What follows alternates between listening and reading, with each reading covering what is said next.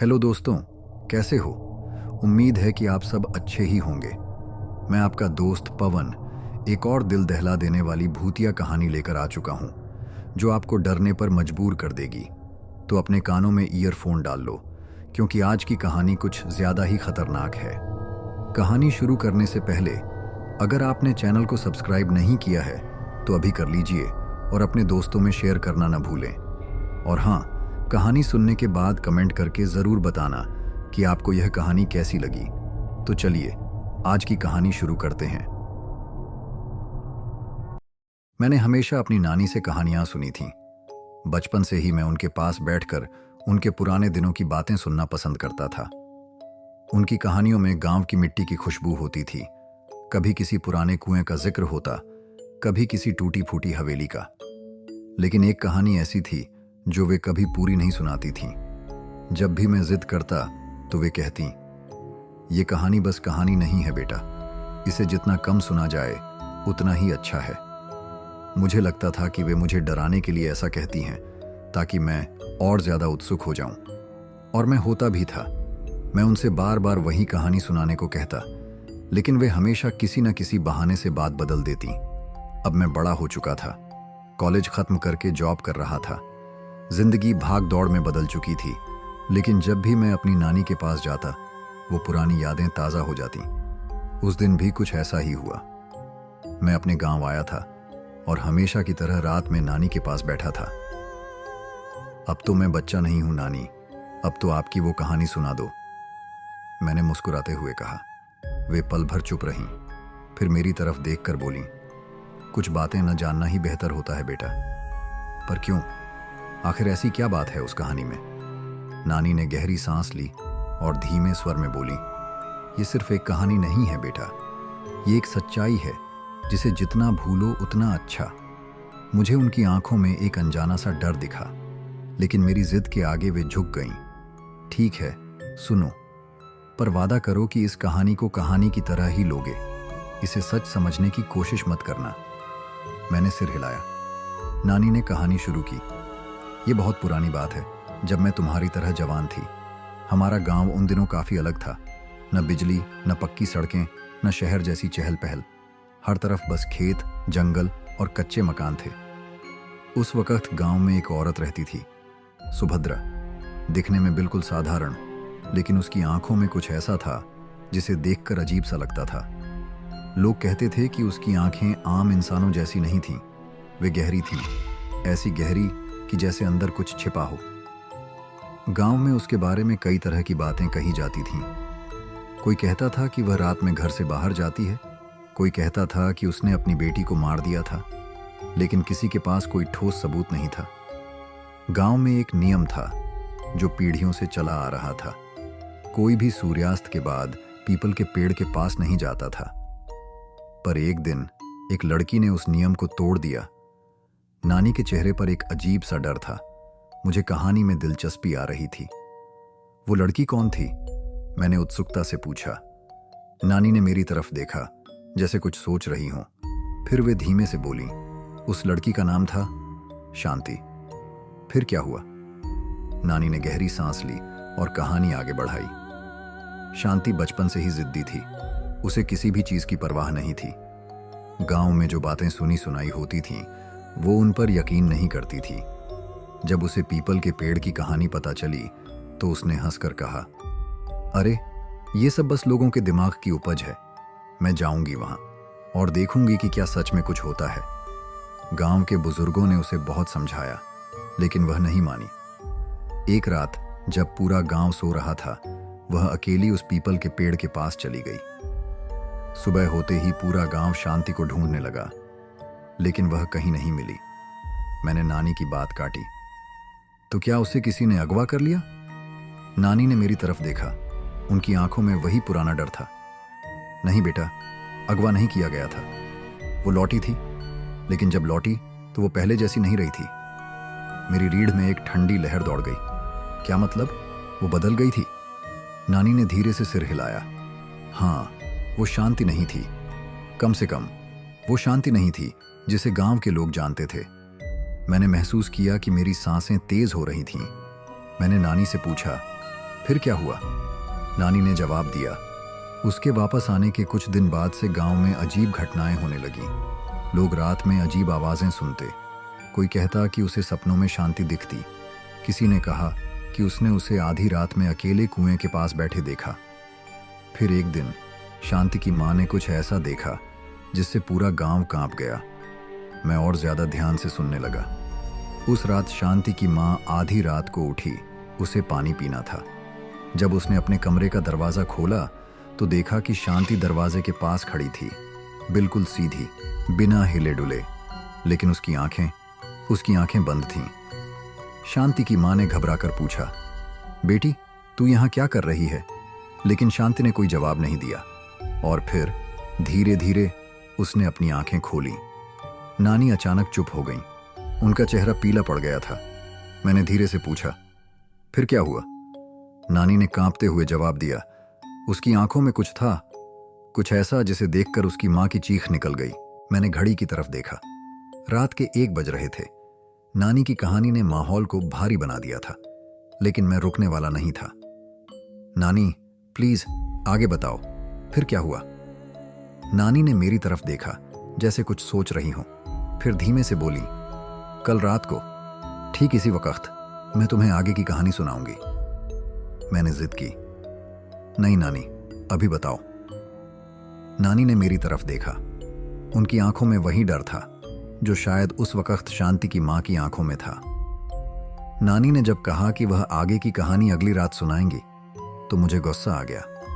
मैं बच्चा नहीं था जिसे किसी डरावनी कहानी से डराया जा सके, लेकिन उनके चेहरे पर जो डर था वो बनावटी नहीं लग रहा था। फिर भी मैं अपनी जिद पर अड़ा रहा। नानी आप अभी बताओ, आप जानती हो ना, अगर आप अभी नहीं बताओगी तो मैं पूरी रात सो नहीं पाऊंगा। नानी ने मेरी तरफ देखा, फिर एक गहरी सांस लेकर धीरे से बोली, ठीक है, लेकिन ये कहानी सुनने के बाद रात में अकेले बाहर मत जाना। मैंने उनकी बात मजाक में उड़ा दिया। अरे अब तो और भी ज्यादा दिलचस्पी हो रही है। नानी ने मेरी बात अनसुनी करके कहानी जारी रखी। जब शांति की मां ने उसकी आंखें देखीं तो वह वहीं के वहीं जड़ हो गई। उन आंखों में कुछ ऐसा था जो उसने पहले कभी नहीं देखा था, कुछ ऐसा जो इंसानी नहीं था। शांति की आंखें पूरी तरह काली हो चुकी थीं। कोई सफेदी नहीं, सिर्फ 2 गहरे काले गड्ढे, जैसे उसकी आंखों के पीछे एक शून्य हो। और वो मुस्कुरा रही थी, एक ऐसी मुस्कान जो ठंडी थी, जो जानी पहचानी थी, लेकिन फिर भी बिल्कुल अजनबी लग रही थी। उसकी मां चीख पड़ी, लेकिन शांति ने कोई प्रतिक्रिया नहीं दी। वह बस खड़ी रही, उसकी तरफ देखती रही। और फिर अचानक उसने अपनी गर्दन को हल्का सा झुका दिया, जैसे किसी चीज को पहचान रही हो। मां, शांति ने धीरे से कहा। उसकी आवाज वैसी ही थी जैसी हमेशा हुआ करती थी, लेकिन उसमें कुछ अलग था, कुछ ऐसा जो उसकी मां को भीतर तक हिला गया। शांति की मां लड़खड़ाकर पीछे हट गई। उसने देखा कि शांति के पैर जमीन पर नहीं थे, वह कुछ इंच हवा में झूल रही थी। और फिर अगले ही पल वो वहां से गायब हो गई। मैंने हैरानी से पूछा, गायब? मतलब वो कहाँ गई? नानी ने धीमे से सिर हिलाया, किसी को नहीं पता। वो वहीं थी अपनी मां के सामने, लेकिन एक झपकी में ही जैसे हवा में घुल गई। उसकी मां चीखते हुए बाहर भागी। गांव के लोगों को बुलाया, लेकिन जब सब लोग आए तो वहां कोई नहीं था। घर में बस एक ठंडी हवा चल रही थी और जमीन पर नंगे पैरों के गीले निशान थे जो धीरे धीरे मिट रहे थे। मैं सुनकर कांप गया था। ये कहानी जितनी दिलचस्प थी उतनी ही डरावनी भी। फिर क्या शांति दोबारा मिली? नानी ने एक पल को मेरी तरफ देखा, फिर बोली, मिली, लेकिन वो अब पहले जैसी नहीं थी। अगले दिन वो गांव के बाहर वाले कुएं के पास बैठी मिली, उसी सफेद कपड़ों में, उसी ठंडी मुस्कान के साथ।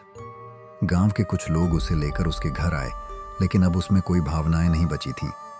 वह सिर्फ बैठी रहती, किसी से कुछ नहीं कहती। अगर कोई उससे सवाल करता तो वह सिर्फ उसे घूरती रहती। उसकी आंखें अब भी काली थीं और उनमें कुछ ऐसा था जो इंसान को अंदर तक जमा देता था। कुछ दिनों तक तो गांव वालों ने इसे किसी बीमारी का असर माना, लेकिन फिर कुछ और अजीब बातें होने लगीं। गांव में मवेशी रातों रात गायब होने लगे। कुछ लोगों ने दावा किया कि उन्होंने रात में शांति को जंगल की तरफ जाते देखा था, लेकिन जब वे पीछे गए तो वहां कोई नहीं था। फिर एक रात उसके घर से चीखों की आवाज आई। जब लोग वहां पहुंचे तो जो उन्होंने देखा वो कभी नहीं भूल पाए। नानी अचानक चुप हो गई। क्या देखा? मैंने बेचैनी से पूछा। नानी की सांसें तेज हो रही थीं। उन्होंने पानी पिया और फिर धीरे से कहा, शांति की माँ। उसकी माँ कमरे में खून से लथपथ पड़ी थी। मेरी रीढ़ में सिहरन दौड़ गई। और शांति? नानी की आंखें मुझ पर टिक गईं। शांति वहां नहीं थी। उसका कोई पता नहीं चला। बस कमरे की दीवार पर खून से लिखा हुआ था, मैं वापस आऊंगी। कमरे में अचानक सन्नाटा छा गया। बाहर हवा के झोंके से खिड़की का पर्दा हिल रहा था, जिससे अजीब सी आवाज आ रही थी। फिर क्या वो कभी वापस आई? नानी ने धीरे से सिर हिलाया। किसी ने नहीं देखा उसे, लेकिन कुछ कहते हैं कि वो अब भी गांव में है। जो भी उस पुराने पीपल के पेड़ के पास जाता है उसे सपनों में एक लड़की दिखती है, सफेद कपड़ों में, ठंडी मुस्कान के साथ, और उसकी आंखें वे अब भी काली हैं। मैंने महसूस किया कि मेरे हाथ पैर ठंडे हो गए थे। तो ये सब सच है? मैंने घबरा कर पूछा। नानी ने कोई जवाब नहीं दिया। उन्होंने बस मेरी तरफ देखा और कहा, अब बहुत रात हो चुकी है बेटा, जाओ सो जाओ। मुझे लगा कि अब मैं शायद ही सो पाऊंगा। रात में जब मैं अपने कमरे में गया तो खिड़की के पर्दे हवा से हिल रहे थे। मैंने बाहर झांका। गली में कोई नहीं था, लेकिन दूर उस पीपल के पेड़ की तरफ मुझे लगा कि कोई खड़ा था, सफेद कपड़ों में, ठंडी मुस्कान के साथ। मैंने झटके से खिड़की बंद कर दी। उस रात मुझे नींद नहीं आई।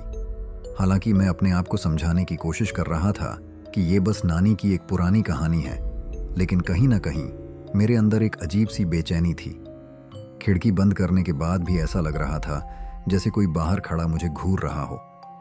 मैंने सोने की कोशिश की, लेकिन जैसे ही आंखें बंद करता मुझे वही सफेद कपड़ों में खड़ी लड़की दिखती, ठंडी मुस्कान के साथ। आधी रात हो चुकी थी। पूरे घर में सन्नाटा था। बाहर कहीं दूर एक उल्लू की आवाज आ रही थी, जो माहौल को और भी डरावना बना रही थी। मैं बार बार करवट बदल रहा था। तभी अचानक टिक टिक टिक, कमरे की खिड़की पर किसी ने हल्के से दस्तक दी। मेरा दिल जोर से धड़कने लगा। मैंने धीरे से करवट लेकर खिड़की की तरफ देखा। पर्दे हल्के हल्के हिल रहे थे, लेकिन वहां कोई नहीं था। यह मेरा भ्रम है, मैंने खुद को समझाया। लेकिन तभी टिक टिक टिक, फिर से वही आवाज, इस बार जरा तेज। अब मुझे पूरा यकीन हो गया कि कोई खिड़की के बाहर था। मैंने हिम्मत जुटाकर धीरे से खिड़की के पास जाने की कोशिश की। हर कदम पर लग रहा था जैसे किसी ने मेरे पैरों में भारी पत्थर बांध दिए हों। दिल तेजी से धड़क रहा था। मैंने कांपते हाथों से पर्दा हटाया और बाहर झांका। कोई नहीं था। मैंने राहत की सांस ली। शायद हवा से कोई डाल खिड़की से टकरा रही होगी। पर तभी मेरी नजर नीचे गई। खिड़की के ठीक नीचे जमीन पर गीले पैरों के निशान थे, और वे निशान मेरे कमरे की ओर आ रहे थे। मेरा पूरा शरीर सुन्न पड़ गया। मैं पीछे हटने ही वाला था कि खिड़की के कांच पर एक ठंडी सांस का धुंधलापन उभर आया। कोई वहीं खड़ा था। मैंने घबराकर पर्दा खींच दिया और बिस्तर पर कूद पड़ा। मेरी हिम्मत नहीं हुई दोबारा देखने की। मैंने मन ही मन सोचा कि सुबह होते ही नानी से सब कुछ पूछूंगा। पर सुबह होते ही कुछ ऐसा हुआ जिसने मेरी जिंदगी हमेशा के लिए बदल दी। जब मैं उठा तो पूरे घर में अजीब सन्नाटा था। आमतौर पर इस वक्त नानी पूजा कर रही होती, किचन में बर्तन खनकने की आवाज आ रही होती, लेकिन आज कुछ भी नहीं था। नानी, मैंने आवाज लगाई। कोई जवाब नहीं आया। मैं धीरे धीरे बाहर आया और नानी के कमरे की तरफ गया। दरवाजा थोड़ा सा खुला हुआ था। मैंने हल्के से दरवाजा धकेला। नानी पलंग पर बैठी थी। उनकी पीठ मेरी तरफ थी। नानी, आप ठीक हो? मैंने धीरे से पूछा। उन्होंने कोई जवाब नहीं दिया। मेरा दिल जोर से धड़क रहा था। मैंने धीरे धीरे आगे बढ़कर उनका चेहरा देखने की कोशिश की, और फिर जैसे ही मैंने उनकी तरफ देखा, मेरे पैरों तले जमीन खिसक गई। नानी की आंखें पूरी तरह काली हो चुकी थीं, और उनके चेहरे पर वही ठंडी मुस्कान थी। मुझे समझ ही नहीं आया कि मैं क्या करूं। मेरी नानी, जो कल रात तक बिल्कुल सामान्य थी, अब उसी ठंडी मुस्कान के साथ पलंग पर बैठी थीं, और उनकी आंखें वे पूरी तरह काली थीं। न कोई सफेदी, न कोई पुतली, बस एक गहरा अंधेरा। मेरे पूरे शरीर में झुरझुरी दौड़ गई। ना, नानी। मेरी आवाज़ कांप गई। उन्होंने कोई जवाब नहीं दिया, बस मुझे घूरती रहीं। कमरे की हवा अचानक बहुत भारी लगने लगी, जैसे वहाँ कुछ था, कुछ ऐसा जिसे देखा नहीं जा सकता लेकिन महसूस किया जा सकता था। मेरी सांसें तेज हो गईं। मैं एक कदम पीछे हटने ही वाला था कि नानी ने झटके से अपना सिर एक तरफ घुमा लिया, इतनी तेजी से कि उनकी गर्दन से टिक टिक की भयानक आवाज आई। उनकी मुस्कान और चौड़ी हो गई। अब मेरी हिम्मत पूरी तरह जवाब दे चुकी थी। मैं पलटकर भागने ही वाला था कि नानी ने बहुत धीमी पर बेहद ठंडी आवाज में कहा, तू कल रात खिड़की से बाहर देख रहा था ना? मेरी रीढ़ में ठंड उतर गई। मैंने जवाब नहीं दिया। नानी धीरे धीरे अपनी जगह से उठी। उनकी चाल किसी इंसान की तरह नहीं थी। वो ऐसे उठी जैसे उनका शरीर अब भी सो रहा हो, लेकिन कोई और चीज उसे चला रही हो। उन्होंने एक और कदम मेरी तरफ बढ़ाया। अब तू भी देखेगा जो मैंने देखा था। मुझे अब और नहीं रुकना था। मैं झटके से मुड़ा और पूरे जोर से भागा। पीछे से नानी की अजीब सी हंसी गूंज रही थी। वो हंसी मेरी नानी की नहीं थी। भागते भागते मैं सीधे आंगन में पहुंचा। मेरा दिल इतनी तेजी से धड़क रहा था कि लग रहा था अभी उछलकर बाहर आ जाएगा, लेकिन वहां आकर मेरी सांसें थम गईं। पूरे आंगन की जमीन पर गीले पैरों के निशान थे, सैकड़ों, हजारों, और वे सब एक ही दिशा में जा रहे थे, नानी के कमरे की तरफ। मैंने घबराकर दरवाजे की तरफ देखा। दरवाजे के ठीक पीछे पर्दे के बीच से दो काली आंखें मुझे देख रही थीं। अब मैं वहां एक सेकंड भी नहीं रुक सकता था। मैं पूरी ताकत से दरवाजा खोला और बाहर भागा। गांव की गलियां अभी भी सुनसान थीं, लेकिन मुझे लगा कि मेरे पीछे कोई है, कोई जो देख नहीं सकता लेकिन महसूस कर सकता था। मैं भागता रहा, बिना रुके, बिना पीछे देखे। गांव के चौक तक पहुंचकर मैंने दम लिया। अब भी मेरी सांसें तेज थीं। मैंने इधर उधर देखा, लेकिन कहीं कोई नहीं था। पर फिर मैंने उसे देखा। सड़क के दूसरी तरफ सफेद कपड़ों में खड़ी एक लड़की, ठंडी मुस्कान के साथ। उसकी आंखें वे पूरी तरह काली थीं, और फिर उसने धीरे से अपना सिर एक तरफ झुका लिया, ठीक वैसे ही जैसे नानी ने किया था। अब मेरे अंदर की आखिरी हिम्मत भी खत्म हो चुकी थी। मैं पूरी ताकत से भागा और सीधे गांव के मंदिर की ओर दौड़ा, लेकिन तभी किसी ने मेरा हाथ पकड़ लिया। वो ठंडा था, बर्फ से भी ठंडा। मैंने चीखकर अपनी नजर घुमाई और जो देखा उससे मेरा दिमाग सुन्न हो गया। वो नानी थी, लेकिन इस बार उनकी आंखें काली नहीं थीं। वे वैसी ही थीं जैसी हमेशा रहती थीं, डरी हुई लेकिन सामान्य। बेटा, उन्होंने मुझे कसकर पकड़ लिया। तू उधर मत जा, उधर नहीं। मैं हाँफ रहा था। मेरी हालत इतनी खराब हो चुकी थी कि मैं कुछ बोल नहीं पा रहा था, लेकिन मेरे दिमाग में एक ही सवाल था, अगर नानी यहाँ है तो वहाँ कमरे में कौन था? नानी ने मेरी हालत देखी और तुरंत मुझे घर की तरफ खींचा। तूने मेरी बात क्यों नहीं मानी? क्यों सुनी वो कहानी? क्यों देखा बाहर? मैं कुछ भी कहने की हालत में नहीं था, लेकिन फिर नानी के मुंह से जो निकला उसने मेरी आत्मा तक को हिला दिया। अब वो तुझे भी देख रही है बेटा, अब तू बच नहीं सकता।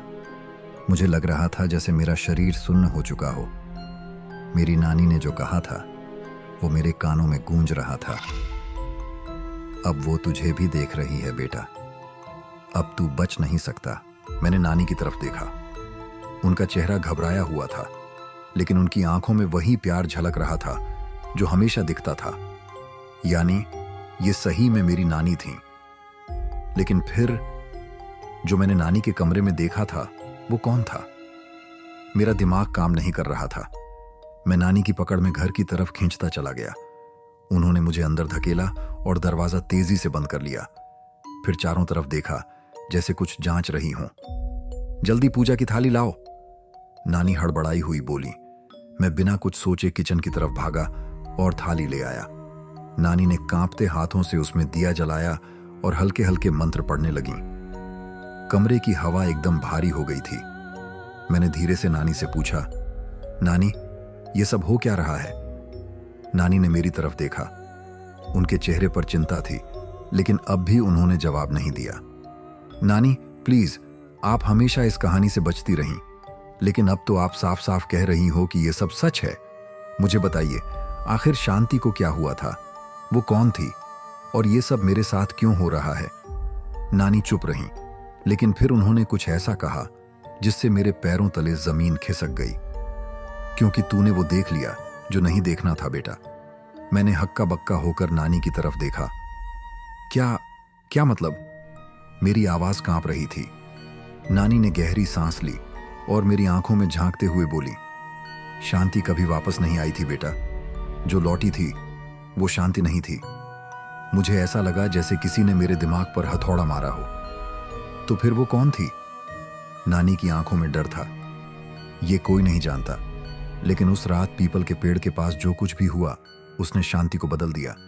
जो भी उस लड़की की आंखों में देखता वो खुद भी वैसा ही हो जाता। और अब तूने भी उसे देख लिया है। मेरा गला सूख गया। मुझे याद आया, खिड़की के बाहर वो परछाई, वो काली आंखें। नानी, इसका कोई उपाय है? मेरी आवाज कांप रही थी। नानी कुछ बोलने ही वाली थी कि तभी टिक टिक टिक, खिड़की पर वही दस्तक दोबारा सुनाई दी। मेरे पूरे शरीर में सिहरन दौड़ गई। टिक टिक टिक। इस बार आवाज ज्यादा तेज थी। नानी के हाथ से पूजा की थाली गिरते गिरते बची। उन्होंने झट से मेरा हाथ पकड़ा और धीरे से फुसफुसाई, कुछ भी हो जाए दरवाजा मत खोलना, खिड़की मत देखना, और कोई आवाज सुने तो भी जवाब मत देना। मैं कांप रहा था। बाहर से अब एक अजीब सी फुसफुसाने की आवाज आने लगी थी। बेटा, मैंने अपनी सांस रोक ली। वो आवाज मेरी नानी की थी, लेकिन नानी तो मेरे सामने खड़ी थी। बेटा, दरवाजा खोल, तू डर क्यों रहा है? अब की बार आवाज थोड़ी तेज थी, एकदम साफ, नानी के जैसी, लेकिन उसमें कुछ अजीब था, कुछ ऐसा जो बताते हुए भी नहीं बताया जा सकता। मेरी आंखें डर से फटी रह गईं। अगर मेरी नानी मेरे साथ खड़ी हैं तो बाहर कौन था? नानी ने और कसकर मेरा हाथ पकड़ लिया। मत खोलना, उन्होंने फुसफुसाकर कहा। बाहर की आवाज अब गुस्से में बदल रही थी। दरवाजा खोलो। अब मेरी धड़कन जैसे रुक ही गई थी। ठक ठक ठक। अब वो दस्तक ज्यादा तेज हो चुकी थी, जैसे कोई जबरदस्ती दरवाजा तोड़ने की कोशिश कर रहा हो। नानी ने जल्दी से मुंह में कुछ मंत्र बुदबुदाए और पूजा की थाली मेरे हाथ में दी। इस देह को तब तक जलाए रखना जब तक सूरज नहीं निकलता। कुछ भी हो जाए इसे बुझने मत देना। मैंने कांपते हाथों से दिया पकड़ लिया। बाहर अब चीखने की आवाज आ रही थी। खोलो। कमरे की खिड़की अपने आप जोर से झटके खाने लगी। अब मेरे होश उड़ चुके थे। मैंने नजरें घुमाकर नानी की तरफ देखा। उन्होंने अपनी आंखें बंद कर ली थीं और कुछ मंत्र बुदबुदा रही थीं। अचानक धड़ाम, दरवाजे पर इतनी जोर से धमाका हुआ कि मेरा पूरा शरीर कांप गया। मुझे लगा कि अब यह दरवाजा नहीं बचेगा। मैंने घबराकर नानी को देखा। उन्होंने मेरी आंखों में झांकते हुए सिर्फ एक ही चीज कही, अगर यह दरवाजा खुल गया तो हम में से कोई भी जिंदा नहीं बचेगा। मेरा पूरा शरीर सुन्न पड़ चुका था। दरवाजे पर जो धमाका हुआ था उसकी गूंज अब भी मेरे कानों में थी। ऐसा लगा जैसे कोई पूरी ताकत से उसे तोड़ने की कोशिश कर रहा हो। नानी ने मेरा हाथ कसकर पकड़ा हुआ था। उनकी उंगलियां ठंडी पड़ चुकी थीं। मेरे हाथ में पूजा की थाली थी जिसमें दिया जल रहा था। उसकी हल्की लौ कांप रही थी, जैसे किसी अनदेखी ताकत के डर से वो भी सहम गई हो। धड़ाम धड़ाम। अब दरवाजे पर लगातार वार हो रहे थे। खोलो। वो आवाज अब मेरी नानी की तरह नहीं लग रही थी। उसमें कुछ अजीब सा था, एक ऐसा कंपन जो इंसानी नहीं लग रहा था। मेरी सांसें रुक रही थीं। नानी अब भी मंत्र बुदबुदा रही थीं, लेकिन उनकी आवाज भी कांप रही थी। मैंने हिम्मत करके धीरे से फुसफुसाया, नानी, ये क्या है? नानी की आंखें बंद थीं। उन्होंने जवाब नहीं दिया। धड़ाम। अब दरवाजा अंदर की तरफ हल्का सा झुक गया था। मैंने महसूस किया कि मेरा शरीर पसीने से तर हो चुका था। और फिर अचानक सब कुछ शांत हो गया। कोई आवाज नहीं, कोई दस्तक नहीं, बस घुप सन्नाटा। इतना गहरा सन्नाटा कि मुझे अपनी ही सांसें तेज सुनाई देने लगीं। नानी, मैंने धीरे से कहा। नानी ने आंखें खोली। उनका चेहरा जर्द पड़ चुका था। उन्होंने धीरे से कहा, मत हिलना, मत बोलना। मैंने उनकी बात मान ली, लेकिन तभी टिक टिक टिक, अब आवाज दरवाजे पर नहीं, खिड़की पर थी। मेरा गला सूख गया। कोई खिड़की पर दस्तक दे रहा था। पर्दे के पीछे एक परछाई थी, हल्की लेकिन साफ, एक लड़की की परछाई। मैं बुत बना खड़ा रहा। मेरी आंखें खिड़की से चिपक गई थीं और फिर पर्दे के पीछे से 2 हाथों के निशान उभरे, जैसे किसी ने अपनी हथेलियां कांच पर रख दी हों। धीरे धीरे वे निशान नीचे खिसकने लगे और फिर अचानक 2 काली आंखें कान से चिपक गईं। मेरा दिमाग सुन्न हो गया। वो मुझे देख रही थी। सफेद कपड़ों में, ठंडी मुस्कान के साथ, काली आंखों वाली लड़की। नानी ने झटके से थाली से थोड़ा सा सिंदूर उठाया और उसे मेरे माथे पर लगा दिया। मत देख बेटा, आंखें बंद कर ले। मैंने हड़बड़ाकर आंखें बंद कर लीं, लेकिन एक पल के लिए वो चेहरा मेरी आंखों में बस चुका था। काली आंखें, वो ठंडी मुस्कान, वो परछाई। अब खिड़की पर कोई आवाज नहीं थी। नानी ने गहरी सांस ली। उनकी आवाज अब भी कांप रही थी, लेकिन अब उसमें कुछ सख्ती थी। दिया बुझने नहीं देना बेटा, बस थोड़ी देर और फिर सूरज निकल आएगा। मैंने कांपते हुए सिर हिलाया। पूरे कमरे में अब एक अजीब सी गंध फैलने लगी थी, गीली मिट्टी और सड़े हुए फूलों की गंध। और फिर अचानक एक ठंडी फुसफुसाहट मेरे कानों में आई। अब तू भी मेरी तरह बनेगा। मेरी पूरी देह जैसे बर्फ हो गई थी। वो आवाज, वो फुसफुसाहट, वो कोई आम आवाज नहीं थी। वो मेरे ठीक पास थी। मेरा दिल इतनी तेजी से धड़क रहा था कि मुझे लगा अभी छाती से बाहर निकल आएगा। मैंने हिम्मत करके धीरे से नानी की तरफ देखा। उन्होंने मुझे कसकर पकड़ रखा था, लेकिन उनकी आंखों में वो डर था जो मैंने पहले कभी नहीं देखा था। नानी, वो... मेरी आवाज कांप गई। नानी ने झटके से अपना सिर हिलाया। चुप, कुछ मत बोल, कुछ भी मत बोल। लेकिन तब तक बहुत देर हो चुकी थी। टिक टिक टिक। अब खिड़की पर कोई दस्तक नहीं दे रहा था। अब वो आवाज मेरे ठीक पीछे से आई थी। मुझे अपने कंधों पर एक ठंडी हवा का झोंका महसूस हुआ, जैसे किसी ने मेरे बहुत करीब आकर सांस ली हो। अब तू भी मेरी तरह बनेगा। इस बार आवाज और भी साफ थी। और फिर अचानक मेरे बालों में किसी की उंगलियों का हल्का सा स्पर्श हुआ। अब मैं बर्दाश्त नहीं कर सकता था।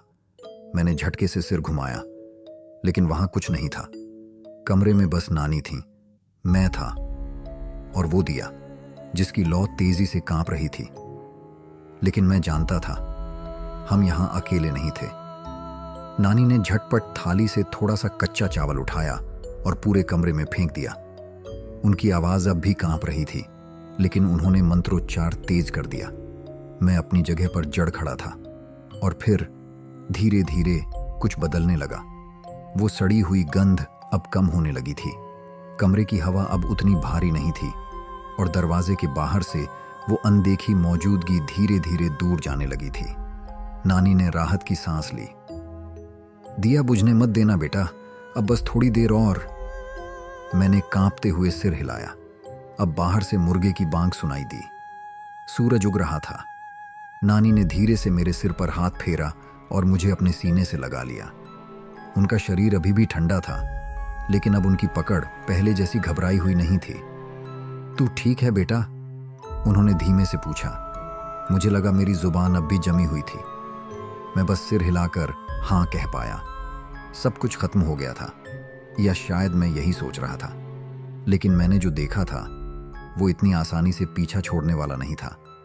सुबह हो चुकी थी, लेकिन मेरे अंदर अब भी रात का खौफ जिंदा था। सूरज की हल्की रोशनी खिड़की से अंदर आ रही थी, लेकिन मेरी हिम्मत नहीं हो रही थी खिड़की के पर्दे हटाने की।